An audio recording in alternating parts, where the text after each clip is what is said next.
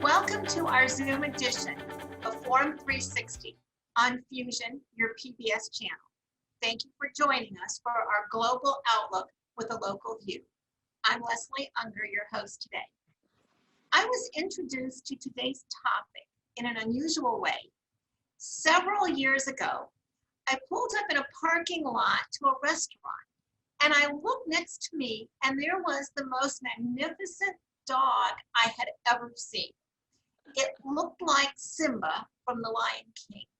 So I went into the restaurant and I went table to table asking whose dog was this, because I had never seen a Leonberger before. Well, that was my introduction to the owners of and the founders of Victory Gallup and to the breed of dog called Leonberger. Victory Gallup is a nonprofit located in Bath, Ohio, offering therapeutic riding for children ages 3 to 18 with behavioral and/or emotional challenges or life-threatening diseases. Through the miracle of Zoom today, we are going to meet with the co-founders, Kim Gustely and Sue Miller, and their four-legged heroes. That's the miracle part.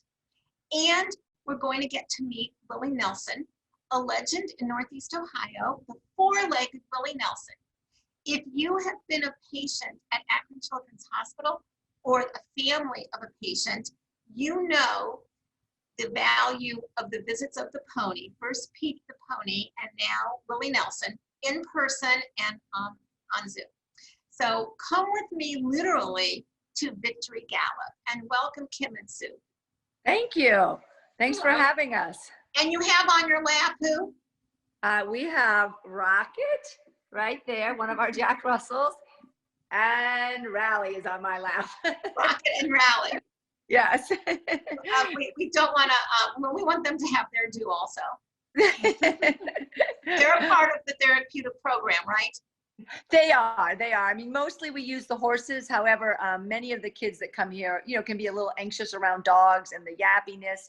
And as you mentioned, we do have a Leonberger. Simba was the name of our first Leonberger that you met. The one we have now is Titan. And he's a great greeter when the kids get here and kind of makes them feel relaxed before they get into the barn. Sure. Victory Gallup was developed, according to your website, to meet the needs of often overlooked and underserved children, ages 3 to 18. Explain, please, what needs of children are being served at Victory Gallup? So when Kim and I decided in 1995 to start Victory Gallup, we were really trying to look at some of the populations that weren't being served in the field of therapeutic riding.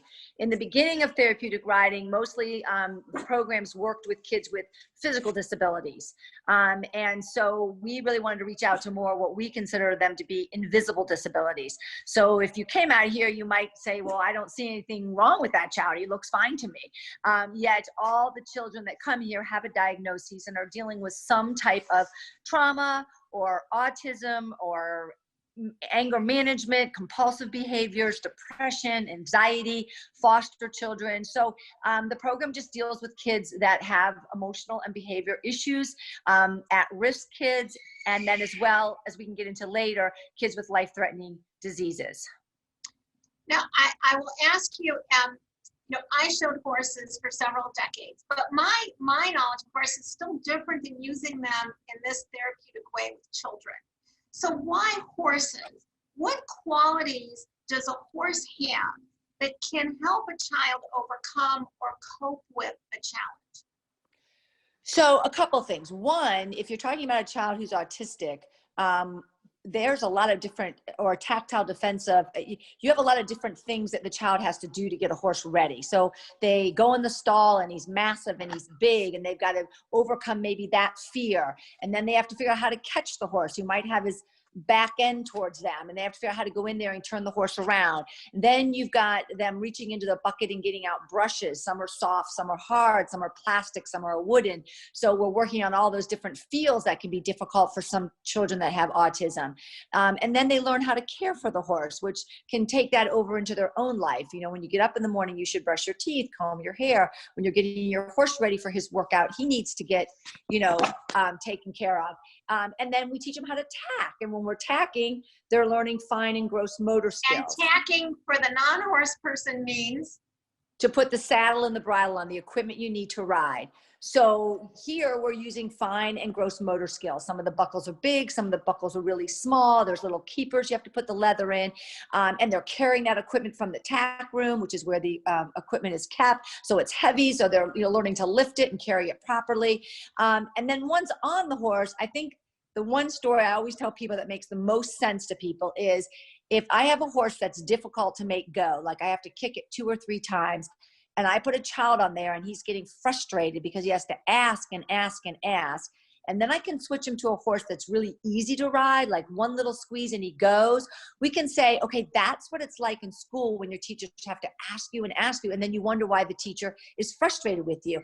That it's so much nicer if you do things when asked the first time. So that's a simple example of one of the things that we can accomplish having them on the horses, as well as working on their core and their balance and their self-esteem and their communication skills and so many other things. For those audience members who may have never gotten any closer to a horse than seeing them on TV or in a movie, how is a relationship with a horse different than, say, someone's relationship with a family cat or a family dog? I think some of it is overcoming the fear of the size of the animal. Also, no different than, I guess, a cat or a dog where there's unconditional love. The horse does not judge, but it does challenge you to come away from your safety zone, and they're big and they have their own personalities, and the kids really see that personality when they're riding them or leading them. Some are a little more, they pull more, some, have their ears back or they're twitching and they're moving. And so I think most of it is just the concept that they're big and they're strong and they're powerful. And when you can bond with one, it really makes the kid feel like they've accomplished something. It really increases their self-esteem and their self-confidence. Now, heroes, like Clark Kent, when Clark Kent doesn't have his cape on, he kind of looks like everybody else. And these horses, as we are going to meet them, they might look to people like they're just, a big brown horse or a big black horse. But tell us, what makes a horse like Floyd or Sparky or Enzo or Rambo? What makes a horse fit for a program like yours? Well, we take all of our horses on a 30-day trial. We only take male horses, so they're called geldings. And we also take horses according to maybe what our needs are. Like we have a lot of younger kids. We work with children ages 3 to 18. Maybe we have a large population of older kids, so we need larger horses. But there has been research that has shown that a therapeutic horse has a higher level of stress than a mother and a foal, a race horse, a competition horse, because these horses have to be perfect. And they have to have perfect stall manners. They have to go in the ring and understand that, multiple kids are going to have multiple different issues. So maybe some kids are going to have more legs that are flapping more, or hands that are getting really high, that affect the horse's mouth. They might screech, yell out a loud scream. They might pull on the reins kind of hard. Some kids can even have a seizure on a horse. And if they do, we don't take them off the horse. So that horse has to be able to stand there and be extremely patient while we're waiting for the seizure to finish. So it takes a horse that's above and beyond. And I will tell you, probably out of 10 horses that Kim and I get on trial here, 1 out of 10 might possibly work. Not because they're bad horses, but just because it takes an extraordinarily perfect horse to come here and do the job that we need them to do. Now, one thing I'm curious about, I had a client that once told me that she hired for energy and enthusiasm because you can't teach those qualities. Your website points out kindness and sensitivity in your horses. How do you identify qualities like kindness and sensitivity in that 30-day trial period? Well, mostly as far as kindness goes, we consider kindness if we have a horse that goes in the ring and really tries, like the kid kicks and the horse goes. The kid maybe doesn't steer like perfectly, like the rein doesn't come way out to the, away from the horse's neck, but it's pulling enough that the horse goes, oh, I should turn to the right. Or the kid pulls back, maybe not as hard as a regular rider would, but enough that we want the horse to go, oh, I should stop. So that's kindness. When the kids are riding them and they have to leave the group, the herd, to maybe do an exercise on their own, learn a circle, learn a shape. Maybe we're working on the alphabet and they're trying to find numbers, that the horse leaves the group kindly and doesn't give the kid a difficult time. So that's kindness to us, that when they're being groomed, they don't pin their ears, they don't swish their tail, they don't look agitated, but they look happy. And when the kids are on them, we teach the kids about their ears. We like horses that keep their ears up or keep their ears moving, not pinned back and looking uncomfortable or unhappy. And that's how we feel the kids can see that the horse is kind and giving, of himself when he's out working. Now, your website, victorygallup.org, talks about children succeeding through their relationship with a horse. Can you explain to people how it's not just about coming out and playing with horses? It's not just coming out and even just brushing with horses. How do you create a relationship with a horse, and how does that relationship fit into their journey? Well, I think mostly what we find is that a lot of the kids will get really bonded to a particular horse. We kind of find it interesting as to which horse they will, kind of like. Sometimes it's like we think, why that one out of all the ones they could have picked? But they develop a relationship. The kids out here too, we're teaching them to ride. You know what I mean? Because their disabilities are invincible. I mean, they are learning to walk and to trot and to canter. So they're learning actual riding skills. So again, the average person that might come out, they might wonder, what is wrong with this particular child? So, in that sense, they are really learning to appreciate what the horse can do for them as far as, a bouncy trot, a smooth trot, a horse that, walks fast, a horse that walks slow. And they will have their favorites. They find horses they really relate to, and whether it's just a matter of comfort or what it is, but the kids really seem to get favorites, and they get sad if we lose a horse, because a lot of times our horses are older. They have a very difficult time if we lose one. If one maybe isn't working out and we decide to switch it out for another one, we find that they get, pretty sad about that when we have to get rid of a horse. So there's definitely a bonding and a relationship that goes on between them and the horses that they ride. We try to have them ride a bunch of different horses because it makes them better riders, to feel all the different movements of the horse, the different speeds of the horse. But sometimes they have particular ones, and some kids just do better on other horses than others. One more question before we get to meet Willie Nelson. When I had horses, it's a lot of work. And when we first moved to Bath, when I was in junior high, I wanted to go to the mall one Saturday. I was invited with friends, and my mom said, well, if you have time to go to the mall, then you don't need horses. And people don't always understand how much work is involved. So can you talk about your high expectations for hard work for the children that come through the Victory Gallup program? Sure. So one of the things that we have incorporated that not all programs do is we do require our kids to come out and help get their horse ready for the lesson. As I mentioned before, with the grooming, which means to brush and to curry, as well as to tack the horse up. We also have certain days that we call farm days, where the kids come out and they learn how to muck a stall, how to fill water buckets, how to go up in the hay loft and throw down hay, because we have explained to many of them that it is more than just coming out here and riding. At the end of the lesson, they have to go get the brush, take their tack off the horse, brush the horse's back off. He's sweaty. He just did you a big favor. Say thank you to your horse, because he just worked for you. So we really try to incorporate, and except some programs can and some programs don't, but we really do try to incorporate with our program education about what it takes to be responsible for a horse. So the kids learn grooming. I mean, they learn how to put their saddle pad in the laundry room, and really take part in taking care of them. The really important question, do they get to clean out the stall? Oh yes, Yeah. we don't let poop sit around here very long. So we have this funny saying that if your horse poops, you yell "poop patrol," and either someone from your class or you or one of our volunteers immediately grabs a pitchfork and gets the poop out of there. So yes, they all know how to clean stalls. Okay, good. I want to take a moment to reintroduce our topic today. We are visiting with Victory Gallup in Bath, Ohio, a nonprofit that helps children ages 3 to 18 through therapeutic riding for physical and emotional challenges. Sue and Kim are our guests today, and there is the Willie Nelson. Yes. There he is. Now, this is four-legged Willie Nelson. He had very big hooves to fill. So can you talk to us about his role at Children's Hospital? Sure. So as everybody knows, we had Petey the pony to start with. We started him in 1998, and he went for about 20 years. When he passed, we were not quite sure what we were going to do. And I was scrolling on the internet and found Willie Nelson here out in Denver.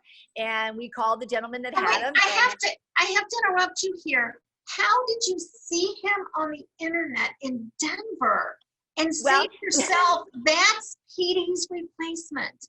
Well, you know what? I honestly, my husband and I were driving in his vet van together, and I said, I was scrolling through ponies, and I'm like, look at this pony's eye. I said, he just has a beautiful eye. There's something about him that is really special. And so we called the gentleman, and he was kind enough to view a video of what Petey was doing. And I said, do you think this pony could do it? And he said, I do. He's really a neat little pony. I bought him just for the summer to be with my grandkids. And he said, you know, if you want him, he's yours. And so it was more expensive to ship him out here than it was for him. And we shipped him out. And basically what we did is we trained him in my house. So I would take him up to my house. We taught him to go up the stairs. And then we went into the office, and we would make him sit by our desk while we worked. And then, I know this sounds silly, but I'd take him in the bathroom with me so he'd hear the toilet flushing. And then he went in my kitchen while I cooked, and we banged pots and pans. And we spent a lot of time in my house. And, you know, doorbells ringing and phones ringing and drawers clanking and things like that. And then we got permission to take him to a local pet store called Pet's Pajamas. And that's a very crowded pet store with lots of barking dogs and people. So we worked him in there a couple times. We went to PetSmart. And then we called Akron Children's Hospital. And this is my funniest story. We had never put him in an elevator. So we had done pretty much everything but the elevator. So the girl that went with me, I said, let's get him in and we'll just, you know, get him out. So I thought she would know just to push one floor up in case we had a problem. But we were on the ground floor and she hit 7. So all of a sudden we're going straight up. And I said, what are we going to do if we can't get him back in and we're on the 7th floor? I'm like, we are going to be in big trouble. But he has been perfect. And he literally does just what you've told people. He goes up the elevators to all the different floors and makes room-to-room visits and takes his head right over to the beds and visits with the kids. And can you share with us why this is so important? A kid that maybe is in a hospital stay for a long time or has very bad, you know, prognosis. What does that head coming to that child in bed do for that child? Well, the first thing is it's a surprise factor because nobody believes it when the child life specialists go in and say, I have a visitor and it's a horse, and the kids are all like thinking it's going to be a costume or something like that. So first there's that surprise factor. And then, you know, even though the dogs are awesome and they see the dogs, it's just different. So, you know, when he comes over to their bed, they're not expecting it. Some of them have never seen a horse before. And he's really good. He puts his little nose right on their beds. And we find the kids will just start stroking him and he just kind of falls asleep. And it just takes their mind off of what they're going through. And then the funnest thing is when they'll like ask if they can call their mom real quick or their grandma, and then they're on their phone and they're like, there's a horse in my room, and the people are like, what?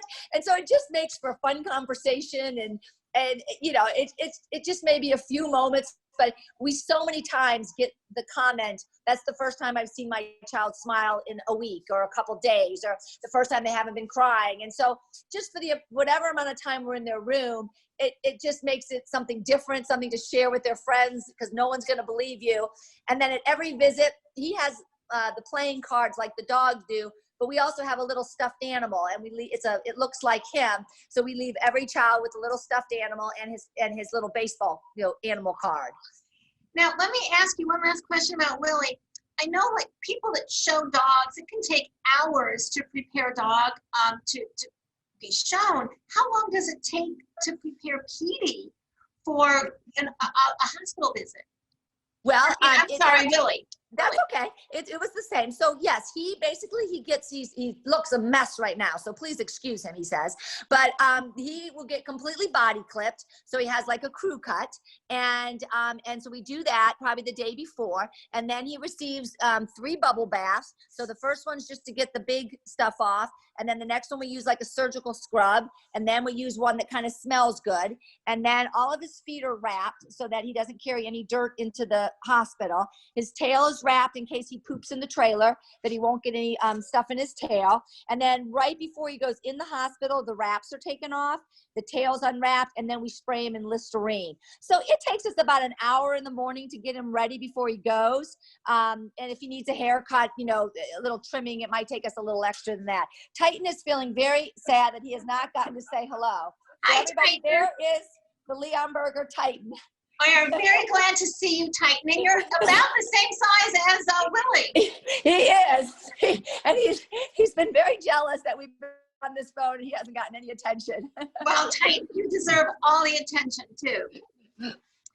As we perhaps can go see some of the other horses, and I so appreciate seeing Willie, how would you say that horses help kids increase their self-esteem through, whether it's through task completion or socialization, but how do horses help enhance self-esteem? Well, many of the kids that come out here do not have soccer games and, good grades in school, nothing they can really be proud of. You know what I mean? They're not like their siblings that are possibly doing all sorts of things. And so when they come out here, this is something that they can talk about. This is something they can share. And not a lot of their friends ride horses. So it's really different. So they get to come out here, they get to ride their horse. We have horse shows at the end of every session. And so they get a chance to share with their friends something that they do that not everybody gets to do. And so that's part of it. It makes them feel good, and they accomplish things, and they win medals and trophies, and they compete. This is Mr. Pony. And tell us, we have about 5 minutes left. Tell us quickly about Mr. Cody. So Mr. Pony came from Texas. Pony. Mr. Pony. And he was a cow horse. He used to cut cattle. And then way there in the background is Rambo. I'm trying to move my phone so you can see everybody. They're all getting feisty because it's dinner time. Rambo is a Dutch warm blood. He's been with us. Him and Tugs, who's staring at you right now. Can you see him looking up at us? Is he the chestnut? Yeah, he's been here the longest. And then the horse that's looking now with the little white spot, his name is Enzo.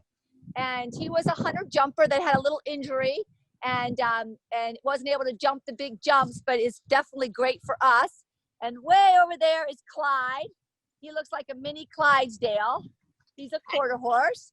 And then I'll try to come over here. This is Sparky, who you mentioned. Say hi, Sparky. Yeah, and then over here, this one is unique if he'll come over. This is Floyd. Floyd has a blue eye on one side. I'll try to show you. And then on the other, can you see he has a, I do. He has a brown eye. So that is Floyd. Floyd, say hi. And then over here is Cappy. Oh, am I getting him in there for you? No, yes. Okay, yes. That is Cappy. And then, hang on, I'll go in and show you. I'll show you Willie Nelson's best friend. Okay. So here comes Floyd coming over to say hi. Hi. Nose right in the phone there. All right, I'm gonna sneak in. Can you see the little black and white mini? Oh, yes. Yes. So that is Norman. Norman. Now, tell us why, if you can quickly, Norman wouldn't be a good horse to go to the children's. Norman is bad in a fun way, but Norman, he likes to nibble and bite a little bit, and he doesn't have good patience at all. So he's really fun to be around, and he's quite the character, but he's quite the nibbler, and No, he doesn't have the personality for it. But he sure is cute. I'm going to ask you just two quick questions.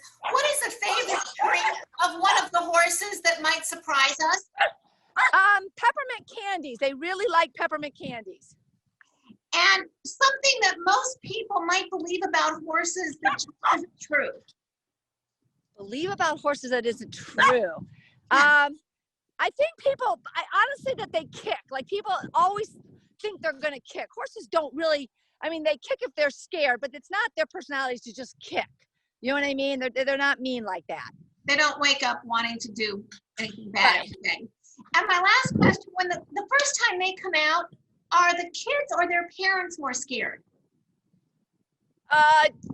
You know, that just depends on each child. Very different. Sometimes we've had parents knock it out of the car because they're afraid of the dogs. And I've had to go to the car and help the parent, and the kid's already in the barn. And we've had kids who've had to con into coming out. Thank you. Let a horse whisper in your ear and breathe in your heart, and you will never regret it, is one of my favorite quotes. The young people who benefit, and this is, which horse? Cappy. Cappy. The young people who benefit from Cappy and other horses at Victory Gallup do more than breathe with a horse. They form relationships, become more confident with better social and communication skills. Victory Gallup is one of the gems in our Northeast Ohio landscape. Today we got to meet Rambo and Clyde and Enzo and Willie Nelson, four-legged heroes that are making a difference every day. Thank you to Sue and Kim, co-founders of Victory Gallup, and our four-legged heroes for joining us today, and to our viewers and listeners for joining us on Forum 360. I'm Leslie Ungar. Thank you for hearing today our global outlook with a local view. And thank you to the four-legged and Titan. Thank you. Thank you. Bye-bye. Bye. Forum 360 is brought to you by John S. and James L. Knight Foundation, the Akron Community Foundation, Hudson Community Television, the Rubber City Radio Group, Shaw Jewish Community Center of Akron, Blue Green, Electric Impulse Communications, and Forum 360 supporters.